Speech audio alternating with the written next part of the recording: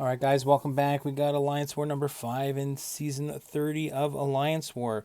We've got another long one, but I think it's a good one. We got Kingpin, of course, clearing content like crazy on Path 9. Hazard Shift, I don't even need to run Kingpin with any synergies, and he is good enough right out of the box on his own. If you got a little bit of willpower, I don't even have willpower at full.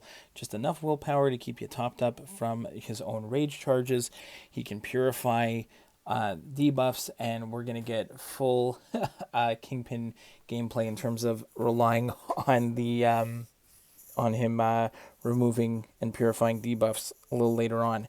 But we've got Airwalker here. I hate Airwalker sometimes. I actually did a pretty good job in this fight of evading his special ones, and normally sometimes I can be terrible at evading his special ones, but we evaded them twice and he's done. Next, we got Ma early in a non-Doom counter fight, so we're gonna go in with Kingpin, no problem here. We get the initial parry, which is great. We can heavy counter. We can get the heavy off on Ma here. Go in, just spam our special one here, and I think we're able to get some openings. Again, I hope anyone who's doing map 6 like our alliance does, everyone's going to be turning into a expert Maw game player. But here I don't even have to worry about the fault or anything. He purifies it. He's gone. Perfect. Kingpin all the way. Now here we got a Power Snack Sorcerer Supreme. This is Doc Ock at his finest. If you're on the fence about Doc Ock, take a look at this fight here. If you need power control against someone like Doctor Strange, Sim Supreme, Sorcerer Supreme, Hyperion, any tricky power gain nodes, Doc Ock is just going to completely shut them down here. So here, she's consistently gaining power. What I do is I got my initial SB2 off, I got the 2 power locks and the heal block on, and now I am siphoning power as I attack in, which again, can only be done when he's awakened. So I'm not sure if this can be done unawakened, but awakened, I can steal some of that power gain that she would have gotten back, which allows me to keep this special one to reapply the triple debuff over and over again. So I just want to make sure that she stays power locked. I could go ahead, and right now I'm going to try. I tried to end it there with one heavy, but a second heavy ends it. So really nice Doc Ock gameplay there. Here we've got another Korg. On Mixmaster, we go in with a White Magneto pre-fight and Doctor Doom. I had to speed up every fight here. If you haven't been here before, I have to speed up the fights a little bit. Some of the fights that took a little bit longer this time, I had to speed up a little bit more because I have another 19 fights in this one. One of them is backup for a fight, so so it's not as good as the previous 19 one, but there's still 19 fights in this war. Now, I can go through just Korg in general. If you've never fought Korg before, the rules you want on Korg, at least in my book, is you need someone with energy damage so that you don't have to worry about his thorns. And even here, Doom doesn't have energy attacks on every attack. So I still have to be careful. Like if I go ahead and try and like parry heavy when he has the rock stacks up, I'm going to take thorns damage. So here I'm going to stick with, the medium light mediums, and I can deal with my specials. None of that is going to give me thorns damage. And then again, I want to put my damage over time effects on when, like here right now, right when he has no rock stacks. And if you're playing a very long Korg like that was in the side quest this month, every time you get rid of his rock stacks, they come back with a less. And so on a long Korg fight, eventually you will have no rock stacks on him. But here we go. With the pre-fight, makes Korg a lot easier because he can purify your debuffs when he has rock stacks, but he can't purify the passive stun from White Magneto. All right, those are the minis. Now we're going to jump back onto Path 5. We've got a Guillotine 2099 here, so we're going in with Magneto, #metal. We're going to knock her down. I know even though she goes debuff immune, it's fine. It's a little bit of a slower fight here, but again, it's Magneto against the #metal champion. We don't have to worry about really any of the major issues with Guillotine 2099. We don't have to worry about her digicloak, so we don't have to worry about we can't miss against them #metal champions. So I again, Magneto and Kingpin have been my MVPs for Alliance War for a couple seasons now. Really really awesome champions. We're gonna abuse both of them in this war again. But we've got some other nice little niche counters that we had to put in there, and worked out pretty well this war. So again, the special 3 did not quite take her out completely. We'll bait that special 2. We'll attack back in. We don't have to worry about the miss. We see miss failed there on the right side, and Guillotine 2099 is down. Next, we have a Hit Monkey. Now, normally I would do this one with Magneto, but there is a Professor X on Footloose Kinetic Transference that I need to take, and so I'm looking with Guillotine 2099. I can go ahead and I can slow play this fight here against Hit Monkey. Even though it's like ebb and flow knockdown, I'm not really going to knock him down too much. I'm going to stick with just combos and baiting special 1s, and I'm just going to use this as a ramp-up fight. So even though it's a little slow, that's fine. It doesn't really matter. The goal of this fight is just to prepare Guillotine 2099 to finish with a special 3, so that we can go into the Professor X fight with a charge and get him down. So again, if you watched the last war, I had a bishop on the Vigorous Assault Indomitable node, and we got stuck putting the slow your roll attack tactic on, and we put that on in case we had to do the Footloose fight. This time we are doing the Footloose fight, so I do have that attack tactic on again, and so I knew that it was going to be, it's a give and take. It's kind of a risk-reward type of thing. I know that I'm going to try and put it on to help me with this Professor X fight, and I have a Thing fight later on that I was thinking maybe that would help me out as well with the slow there, but it's going to make for a very difficult bishop fight again, and we'll see that one later. But here we get our special 3, we've got our charge, and we're ready to go. Next, we've got Iron Man Infinity War on, again, this one, Steady Build Up Fury, Heavy Hitter, Power Alternator. So I'm not going to, even though I know Magneto can probably shut down the node completely, I am not going to go ahead and build to a special 3. Now here, I can't counter his heavy attacks, so I do have to look for intercepts. And you can see there, I get that intercept, I get a light attack parry, and again, I'm not great at reparrying, so even if you suck at reparrying, there are ways around everything. And if you're looking for consistent reparries, that is not going to be me. I just am not good at it, and even if I were to work at it, it's not going to be in Alliance War, that's for sure. So here, all I need to do is I'm just going to spam some special 1s, because I don't want the Power Alternator to give him too many bars of power. You can see I did have an invulnerability boost on just in case, and I eat a combo but don't take any damage, and there goes Iron Man Infinity War. Now, I think I also had the invulnerability boost on just because I was going to be taking these 2 fights back to back. So here, it's Kinetic Transference and Footloose. So the only thing here, it also has Crumbling Armor. So even though that first heavy attack applies a slow, and I've got the 100 combo, so I'm melting him down pretty fast, because I stay away from him for a few seconds, because it's Professor X, and you kind of have to back off so that you can deal with his falter. I get the armor break on me, and when I have the armor break on me, I don't have the armor up, and because I don't have the armor up, I can't get the slow on my my heavy. So I go here for the heavy thinking I can get the slow, and then I realize, the armor up's not back yet. So now I'm just like, okay, he has a long enough special attack, and he kind of sits there afterwards. It's really not that bad, other than the fact that he's getting a bunch of aptitude charges. There, I get rid of his again, get rid of his falter debuff. But it's fine. At the end, we lost our combo. It wasn't the greatest. We did have the invulnerability boost on. It saved us some attack, but we can start spamming some special 1s, get some attacks in, even though the aptitude charges did get up to 3. That attack, that block damage there is brutal, but we managed to get through it, and that's all we needed. We just needed to get through it. Okay, a solo's a solo. Now we continue up on Path 5 in Section 2. We have a Magneto here against Nova.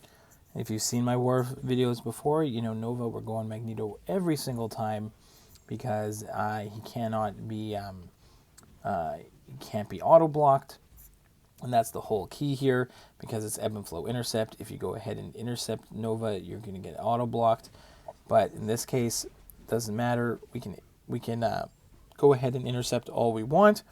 The only caveat to the magnetism is that when you do intercept, there's a chance that you do not get the ebb and flow intercept Fury.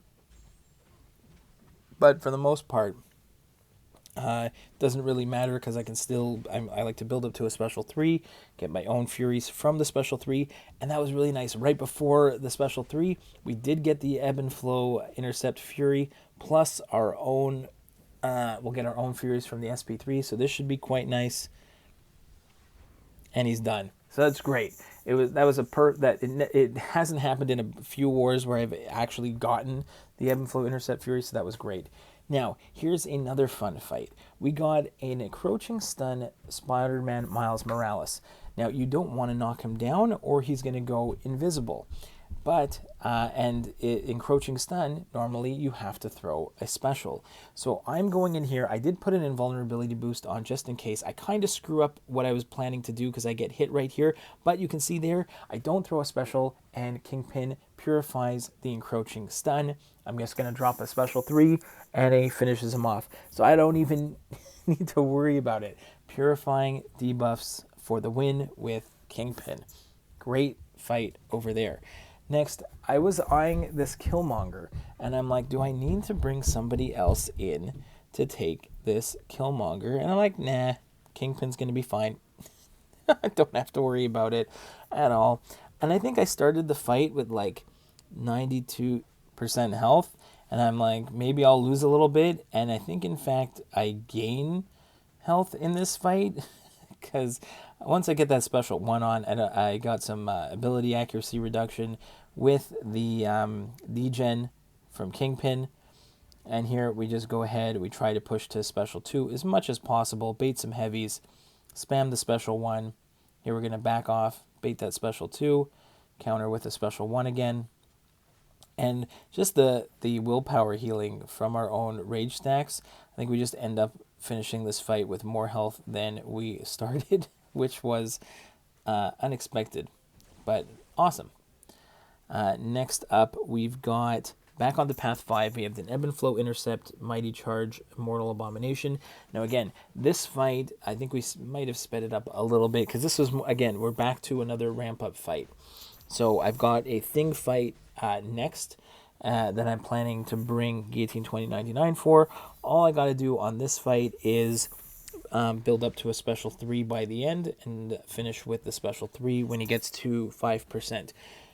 So I can throw some. I'm not too concerned about throwing in the intercepts, but I do. You can see I weaved in an intercept there. I threw a special 2 just to, again, got to get the damage done, and I don't want to spend too much time, wasting time here. I got to build up my combo if I'm going to get enough damage done.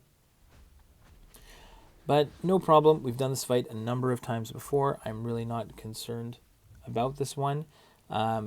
But it's just, baiting Immortal Abomination's special 1 over and over and over again. Do not push him to a special 2. It's just not worth it. It's too much block damage.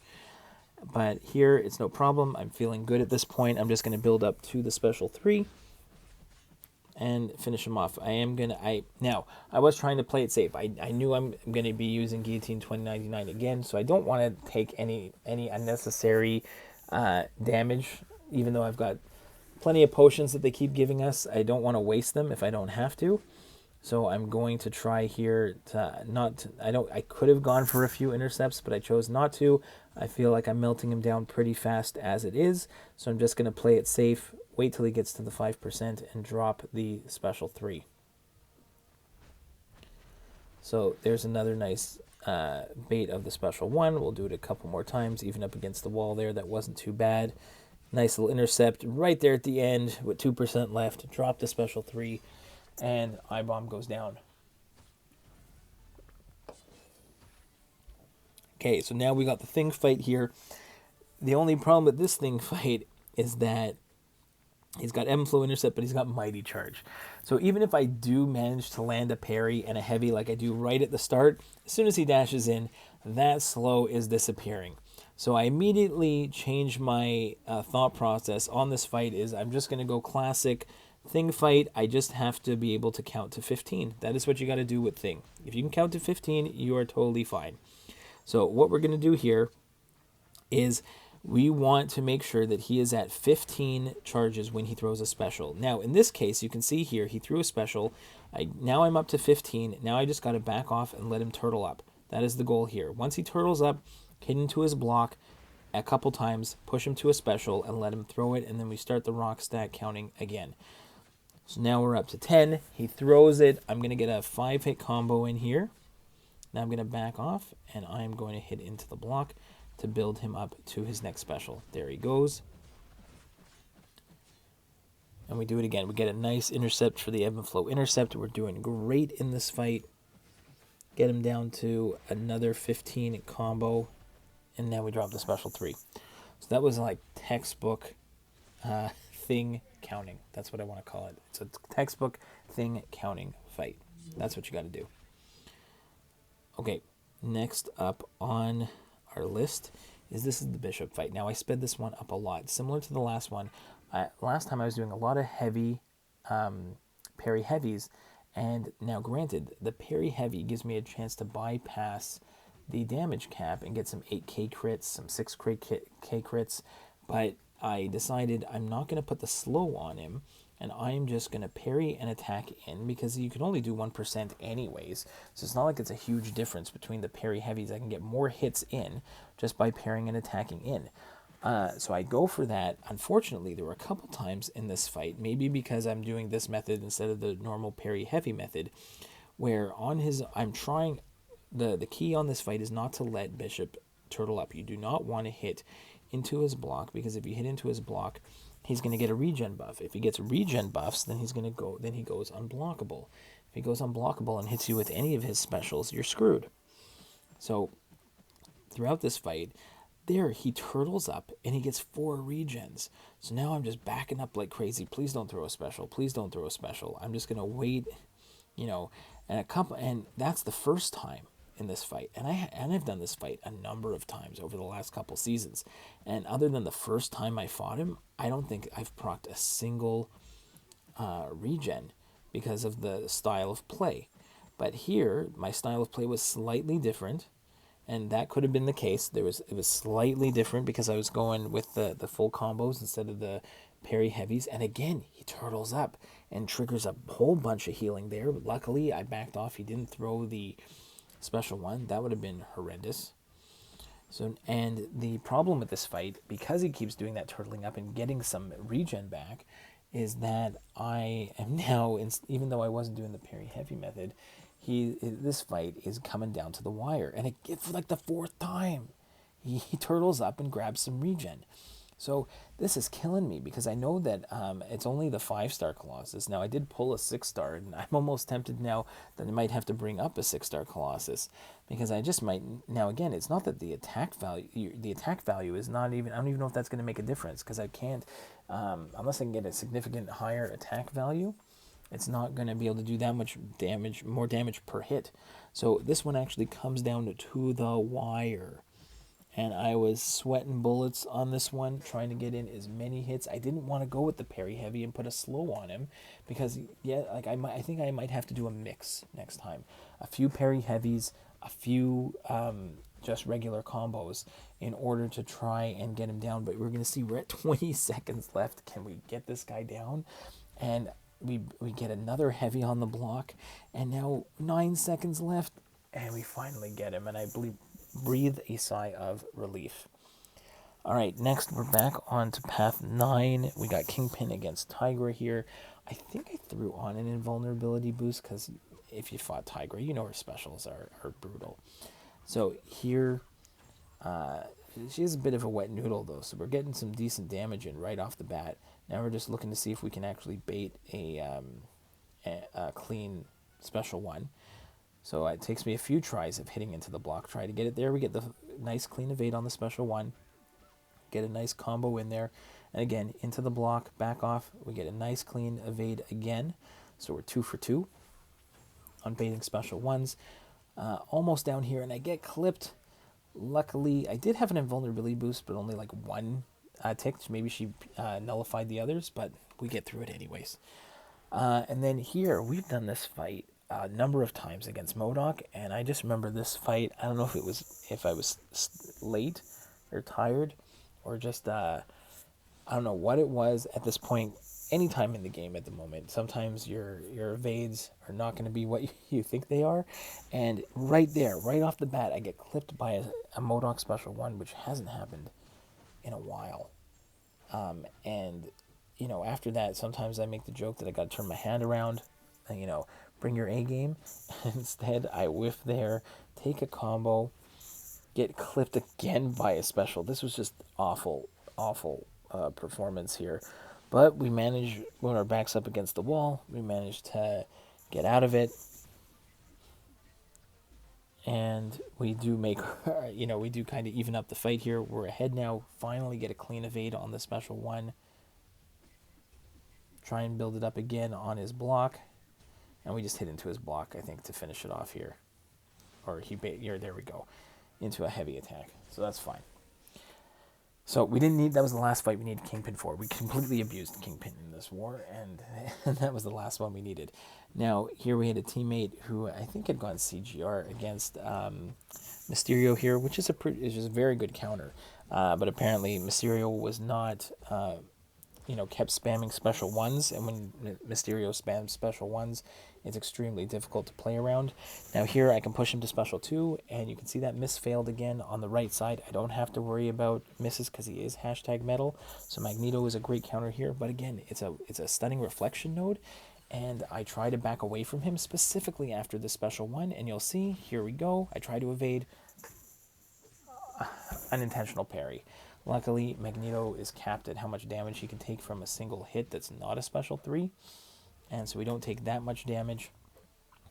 And we're able to bait another heavy and finish off this. Mysterio, grab the attack bonus.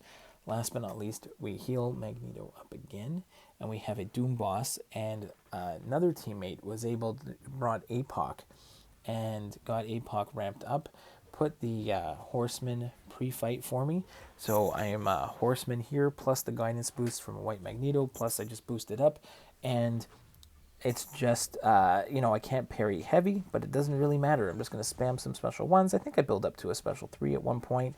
I think for the most part, my special 1 Doom evades have been on point. I think if you've been watching, we've done Doom on Power Snack a bunch of times, and this is pretty much just an extended version of one of my regular Magneto versus Doom fights, except that this is the boss, it's stun immune, but that's pretty much it. But yeah, this was my 18th solo of the war, 19th fight overall. Really awesome. Unfortunately, we've had some tough opponents. We did not win this one, but I think both my accounts managed to grab MVP again. So it's always fun when you can get 2 MVPs from the same battle group, and they're both you. So that's always fun. Well, I hope that this has been helpful and informative. If there's anything else that you'd like to see on the channel, let me know in the comments. I'll be happy to try and put something together. If it's any sort of content that you want to see, and we'll see you in the next one, guys. I'm going to let the music play out. I really enjoyed this one. See you guys.